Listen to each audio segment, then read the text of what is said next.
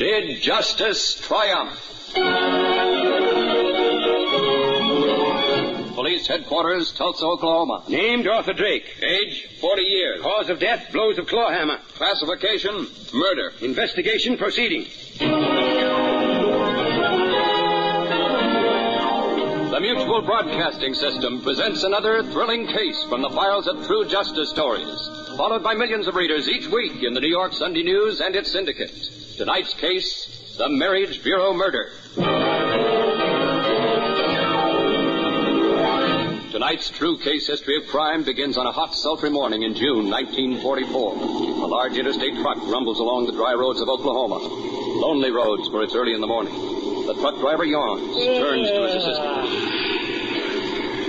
Hey, Ed. Wake up. Wake up. Morning already? 8 o'clock. Time for you to take over. You're a clock watcher, Bill, if I ever saw one. Anyone's a clock watcher if he's been driving all night. Okay, stop the truck and we'll change seats. I'll sure be glad when we get to Texas. Me too. I got a date with the cutest little babe I ever saw down in San Antonio. Hope she's got a friend. I think I can fix it up. Well. Hey, Ed, look at that. What? Where? Over there, side of the road. Looks like a woman. Come on. There's a woman. Was. Gosh. Horrible. What do we do? We gotta tell the cops about this right away. Bill, where are we? Not far from Muskogee. I saw a farmhouse back a ways. We'll phone from there. Bill? Yeah. She's been murdered.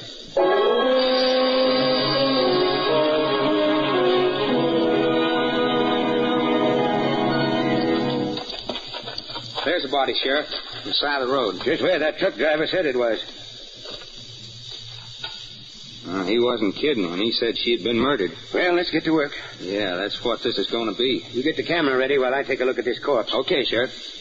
Looks as if she's been struck on the head with a hammer. Claw hammer. Let's see. 1, 2, 3... I can count 10 hammer marks. Boy, whoever did this sure did a job on her. She apparently raised her left arm to shield her head from the first blow. Yeah, the left sleeve of her coat's torn. And the left arm is badly bruised. How old would you say she was, Sheriff? Oh, about 40, about 5 feet, 120 pounds. We got a complete and accurate description from the medical examiner. Married, if that wedding ring means anything. We'll find out. Ready for that picture? Yeah, all set. Okay, get it from all angles. Right. I noticed some tire marks over here just off the road. Yeah. There's footprints here near the body. Yeah, they'll not help us much, I'm afraid. Those truckmen were here, too, remember? Now, I better measure them just in case. Yeah, we'll come out later and get a moulage of these tire prints. Leave Casper to watch things here till the medical examiner arrives. Yeah, I got the picture, Sheriff. All right, Warren. We better get back to town. We've got plenty of work ahead of us. I guess there's nothing more we can accomplish here. Oh, well, what next? The first thing we've got to do is identify this woman.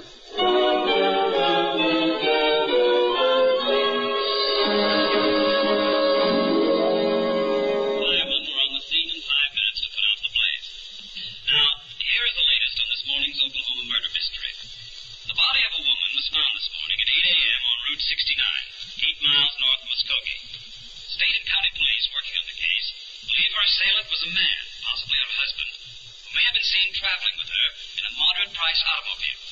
Tire tracks of the car, as well as a man's footprints found at the scene of the crime, lead to this conclusion.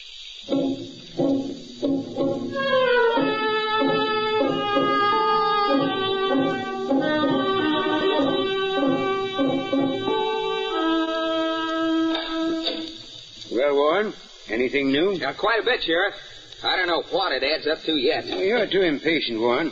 If you're going to hold down the job of deputy sheriff around here, you've got to learn to acquire one of the prime qualities of a police officer. Perseverance. Dogged perseverance. Combined with patience. But I want to get my hands on the maniac who did it. I know, Warren, I know. Very possibly you will if you remember what I've just said. Now, what have you got, Our telephone reports have been coming in all day, Sheriff. The radio and the press has sure spread this thing around. Cooperating beautifully. Well? I've arranged a sort of digest of what's come in, and I've tried to put it in chronological order. Go ahead.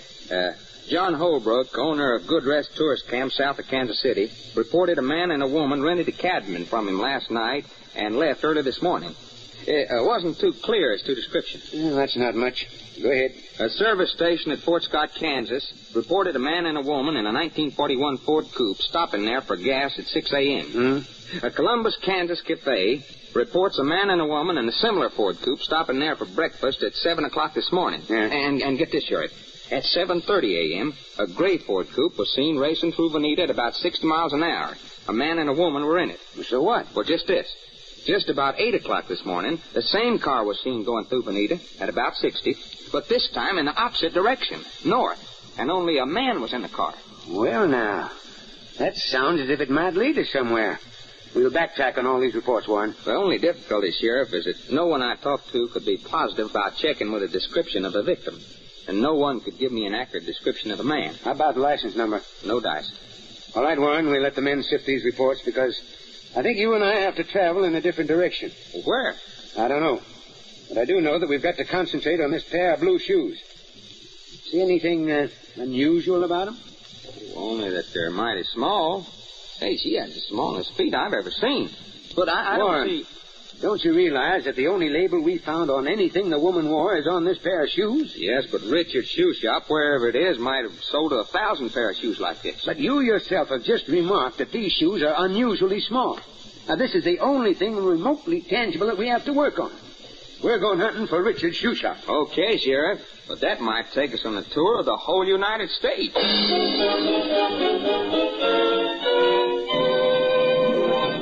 To locate a local shoe shop with nothing more than a mere label is a difficult task in a nation as large as the United States. And this fact Sheriff Crawford and Deputy Warren soon learned. But with dogged determination, the two Oklahoma police officers keep checking.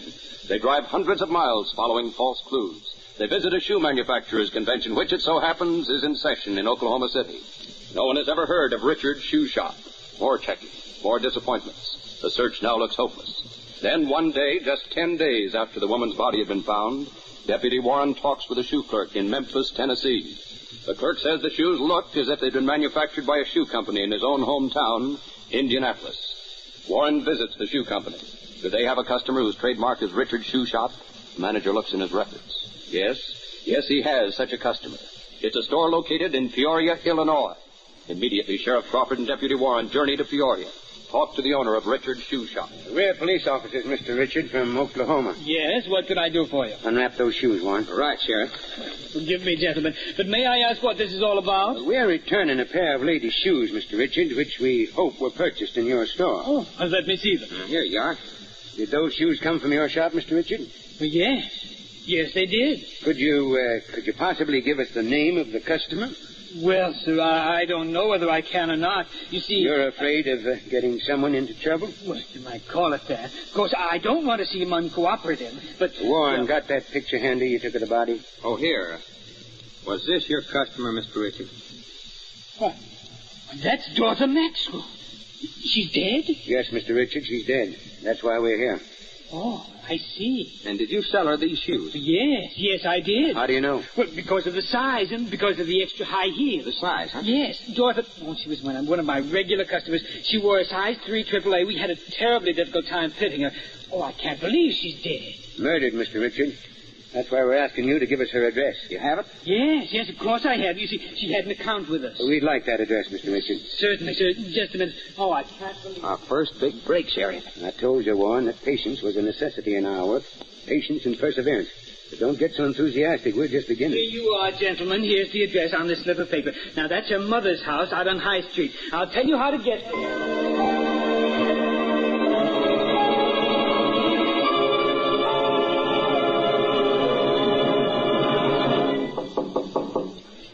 She's home, Sheriff. Take it easy, Warren. If she isn't, we'll come back. That fellow Richard's quite a carrier. Yes, gentlemen. You're Mrs. Maxwell? That's exactly who I am. I don't want to buy anything today. Just a moment, Mrs. Maxwell. Well, we're not selling anything. Well, then why are you knocking on my door? We've come to talk about your daughter, Dorothy. My daughter? She's not here. We know, Mrs. Maxwell. How do you know? Who are you men? We're police from Oklahoma. Way up here from Oklahoma? Well, that's where my daughter is. I had a letter Yes, from... Mrs. Maxwell, we know. You know I had a letter. No, we know she's in Oklahoma. But how... Why, is anything wrong? Mrs. Maxwell, your daughter is dead. Oh, She's fainted. You got her, Warren? Yeah, I got her here. All right, let's get her inside. Here, I'll give you a hand. In the living room here? Yes. Put her on the sofa. Okay, Sheriff. Yeah, here. That's right. There she is. All right. oh. I must have fainted. You did, Mrs. Maxwell. Feeling better? If I could have my smelling salts out in the kitchen. I'll get it. They're on the shelf over the sink. I'll be right back. I'm sorry we had to startle you the way we did, Mrs. Maxwell, but it was necessary for you to know the truth so that you'd give us the information we need to catch your daughter's murderer. Did you say murderer? Mrs. Maxwell, we're going to make it as easy for you as we can. I know very well how you must feel hearing that word. I also know you're going to do all in your power to help us apprehend whoever is responsible. But how do you know? How do you know she was murdered? Because we found her body by the side of a road and... Well, I'd rather not say any more. I can't believe it. I just can't. Here you are, Miss Maxwell, the smelling salt. Thank you. Thank you so much. Now, this picture, Mrs. Maxwell... No, Warren. What picture? It's a photograph of your daughter, Dorothy, as we found her. I'd rather you didn't see it. No, I'd rather not. These shoes, Mrs. Maxwell, were they your daughter's shoes? Yes. How did this happen? And that's what we want you to tell us, Mrs. Maxwell. Me? Tell you? I don't know. We want you to tell us just why your daughter left home, where she went, and most particularly who she went with. You see, we want to get the man who did this, Miss Maxwell, and we want your help. The man who killed my daughter. I'll do everything I can to help you. Good. Now let's start at the beginning. First, when did Dorothy leave home? Well, when she got that letter from Mr. Drake through the matrimonial bureau. Mr. Drake? Matrimonial bureau? Yes. See, Dorothy hadn't had much luck with marriage. He started off when she was very young, had 3 husbands right in succession. Mm-hmm. None of the marriages worked out very well, so she decided to try this Till Death Do Us Part matrimonial bureau in Chicago. It's a sort of correspondence club. And she corresponded with this Mr. Drake? That's right. He was listed as a very rich man from East Texas. Oil business, I think. Mm-hmm. Anyway, he was rich. Well, after a few letters and an exchange of photographs, David proposed marriage to Dorothy, and she accepted. She sold some property she had here, put the money in a money belt, and left for St. Louis to meet David and marry him. Money belt? Yes. Dorothy was always afraid of being robbed. How much money did she take in her money belt, Mrs. Maxwell? Just a little more than $3,000. Okay. She called it a dowry. Dorothy was always so romantic. I suppose she had some jewelry. Oh, yes. Presents from her former husband, you see. She had one necklace that her last husband sent her from Africa. It was pure gold. Will you please describe it? Well, I always called it the Casablanca necklace because that's where it came from. As I say, it was pure gold, made by the Arabs. I see. It was beautiful. I always kind of hoped she'd give it to me. Well, now, let's get on with the story, Mrs. Maxwell. You said your daughter left Peoria for St. Louis to marry David Drake. Yes. Mm-hmm. She married him in St. Louis. Then they started on a motor trip to his estate in Texas.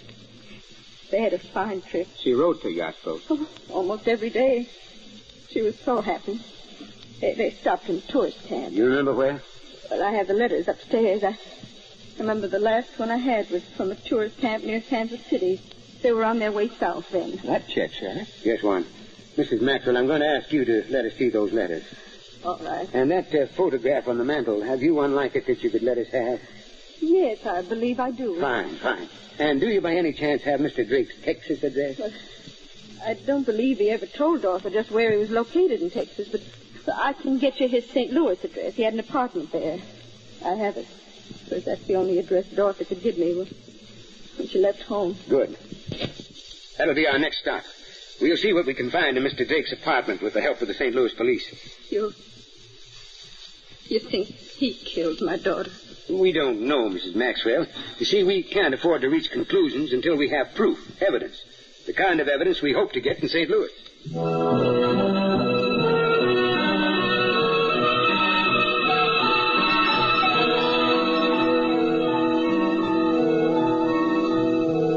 Good of you to give us a hand, Sergeant. Glad to cooperate, Deputy Warren. As soon as I got your wire, I arranged for a search warrant for this apartment. The superintendent gave me the key. I'd better ring first, Sergeant. Yes, you're right, Sheriff. The super said Drake was away, but you never can tell. If he's in there, he's either asleep and doesn't intend to answer the door. Might as well open up, Sergeant. Right. Now, careful, everybody. No one here, Sheriff. I'll look in the bedroom, in the back. Thanks, Sergeant. Sheriff, look here on the desk. This picture. A man and a woman. Sturgis and Mildred, in memory of our wonderful honeymoon. Looks like Mr. Drake had another wife. But I thought his name was David. He probably had several names. Let's see that letter on the desk. Addressed to Mr. Sturgis Jones. We're getting somewhere, Warren. A bill from the Till Death Do Us Part Matrimonial Bureau for an introduction to Miss Dorothy Maxwell. Things are beginning to gel. He doubtless had a deal with this bureau to use two names. No one in there, Sheriff. But I did find this photo in the bedroom. Thanks, Sergeant. Well, that's the man in the other picture, Sturgis. Yes, I think we can use this. Warren, I want you to stay here and make a thorough search of this apartment. Right, Sheriff. With the aid of the sergeant and the St. Louis police, I'm going down to headquarters and take a look through the files. After that, you and I'll head south, visiting tourist camps, trying to pick up the trail of Mr. Sturgis Jones, alias David Drake.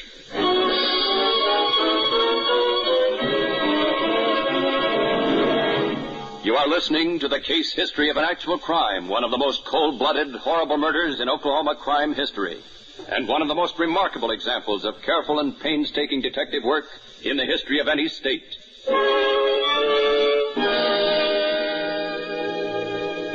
After days of disheartening discouragement, justice, personified by Sheriff Crawford and Deputy Warren, is beginning to make progress, is edging closer to the killer of Dorothy Maxwell. But who is he? Where is he? The two hard-working police officers have identified the victim. They have identified the man she married through a matrimonial bureau.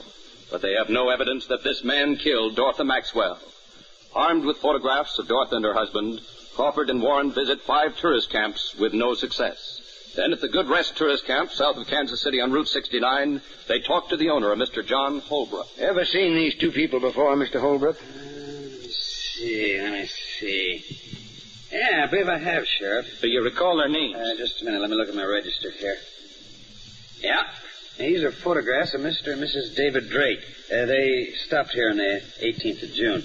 Hey, is this the woman? This is the woman you phoned us about, Mr. Holbrook, on the day of the murder. Well, I'm sorry I wasn't able to be more accurate about the description at the time. We so many people in and out. But with these photographs... Mr. Holbrook, do you by any chance keep a record of the license numbers of your guest's car? Yes, I do. I think it's a good idea. You never know. What is the license number of Drake's car?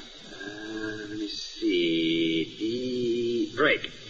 Ford Coupe, gray, Indiana plate. Indiana? Yep. I'll write the number down here for you. This is a new wrinkle, Sheriff. But one I like, Warren. There you are, Sheriff. Anything more I can do? You've done plenty already, Holbrook. Thanks very much. Now we're on our way to Indiana to check these plates.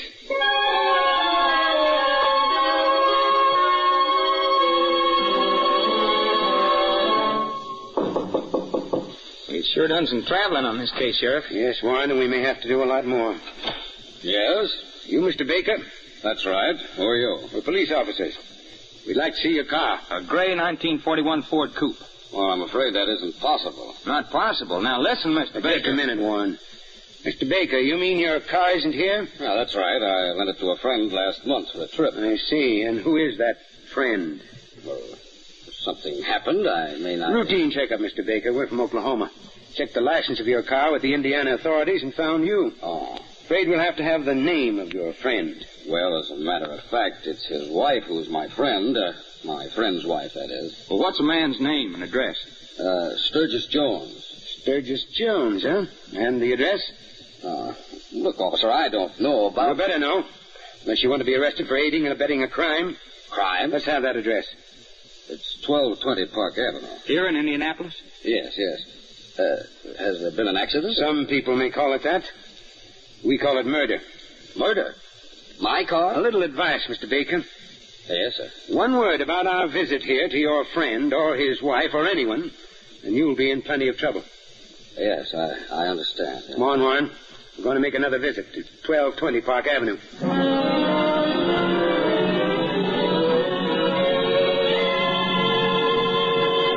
Now, Mrs. Jones, where's your husband? I don't know. I tell you, he's away on a trip. But we've got to know. Why are you officers questioning me like this? What's Sturgis done? We don't know yet, for sure. But one thing we are sure about, he's married another woman. Married another... I don't believe it. You will, Mrs. Jones. Is this your husband's picture? Where did you get that? From his apartment in St. Louis. Apartment in St. Louis? Yes. I just can't understand. Yes, that's his picture. Where did he say he was going in the car he borrowed from Mr. Baker? On a business trip out west. Well, what he really used it for was a honeymoon. Yes, but he wasn't using the name of Jones for that trip. It was David Drake. You officers seem to know a lot about my husband. We'll know more if you'll help us. Why? Why should I help you against my husband? Because he's married another woman. And because he's wanted for questioning concerning a murder. Murder? Who? The other woman. Oh. Well, what do you want to know? First of all, where is he? I've told you I don't know, and it's the truth. All I know is that he's away on a business trip. When do you expect him back? Perhaps today, perhaps tomorrow. Good.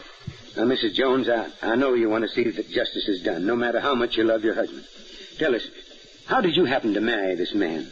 Well, We don't want to pester you, Miss Jones, or annoy you, but you must cooperate with us. It's just possible that we'll be able to save you from the fate of that other woman. What was her name? Dorothy Maxwell, from Peoria, Illinois. So that was it. What was it? One day, a month ago, I happened to come into the room when Sturgis was writing a letter. It was addressed to a woman named Dorothy, and he had written, "After we are married, we will be very happy." We had an argument. He told me it was just a joke. Well, Mrs. Jones, how did you happen to marry him? Well, I was lonely. I didn't like my office work at all. I didn't know what to do, so I wrote to a matrimonial agency. Got a list of names and descriptions and what the men did and so forth. Well, Sturgis and I started a correspondence. We exchanged photographs and, well, we got married. That's about all. And he took frequent business trips? Yes, he did. And always came back with plenty of money? Yes, we've been very comfortable. Mrs. Jones, in the interest of justice, I'm going to ask you a great favor. Yes, Sheriff. You have a spare room in the house, a guest room? Yes. Yes, I have. I wonder if you'll be good enough, cooperative enough to permit Deputy Warren and me to stay here until your husband returns. Yes, Sheriff. You officers can stay here until he gets back. And then I hope you take him away.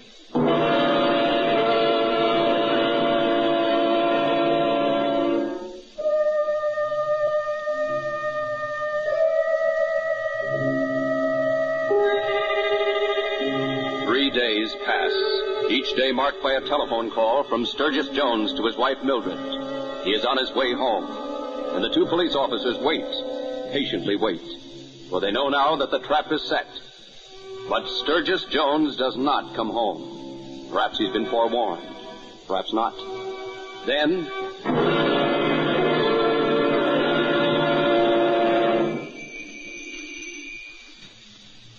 That's him. All right, Warren. You on one side of the vestibule. I'll be on the other. I got my gun ready. I doubt if you'll need it. I don't think this louse is the kind that uses a gun. Coming, Sturgis. Well, hello, darling. It's all so good to get home. Hello, Sturgis. Well, why so serious? Not even a smile? Mildred, who are these men? They're police officers. Police? Yes, Jones, from Oklahoma. Remember? Oklahoma? We want to talk with you, Jones, or Drake, or whatever your name is. Talk with me? About what? About a murder In Oklahoma. on the 18th of June. At 8 o'clock in the morning. I have no idea what you're talking about, but let's all go in the living room and sit down, shall Frisk we? him, Warren. Right, Sheriff. Oh, no, really, this is nonsense. You can't... Don't tell us what we can do and can't do. Put your hands in the air, high. Really, gentlemen, I'll have to have you sued for false arrest. Go ahead and sue, Jones.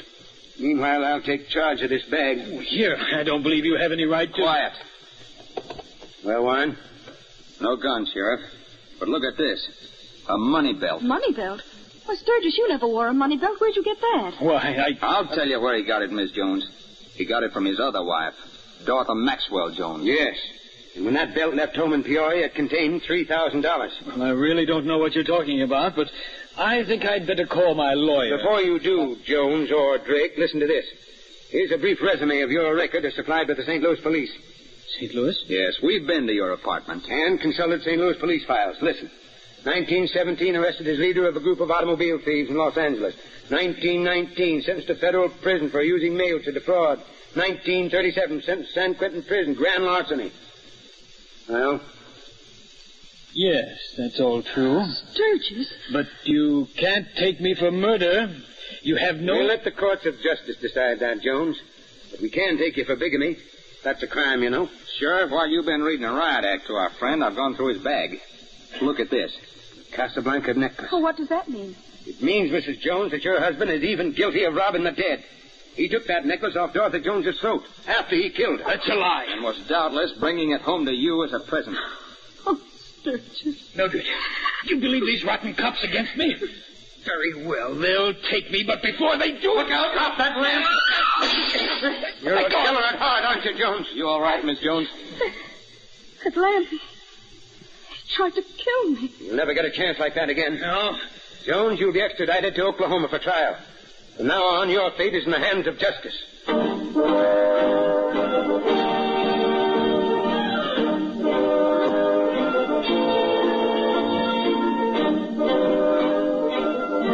Extradition papers were signed, and Sturgis Jones was returned to Oklahoma for trial. At this trial, Jones and Drake were identified as the same man by the owner of the tourist camp. The money belt, the Casablanca necklace, all positively identified. Other jewelry found in Jones's possession at the time of his arrest, identified as having belonged to Dorothy Maxwell. Jones was sentenced to death in the electric chair where he paid for his crime on December the 18th, 1943, just 6 months after Dorothy Maxwell's body was found. Thus, Oklahoma justice. And so at police headquarters in Tulsa... Deputy Warren? Yes, Sheriff? Remove Dorothy Maxwell's card from the active file. Yes, sir. Mark it. Case closed. Justice did triumph.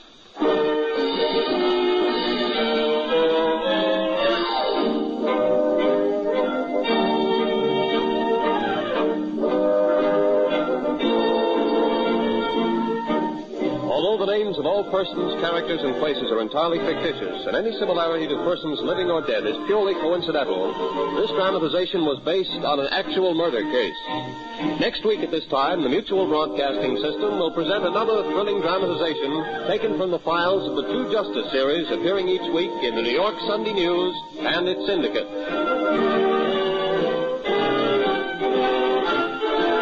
Programs are produced by Jock McGregor. Today's program was directed by Arthur Van Horn. The script was written by Bryce Disk Jr. The narrator was George Carson Putnam.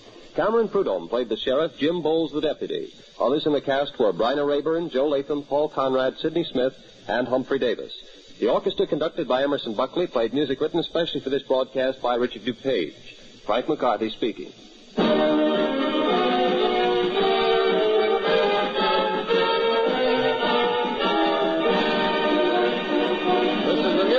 Broadcasting System.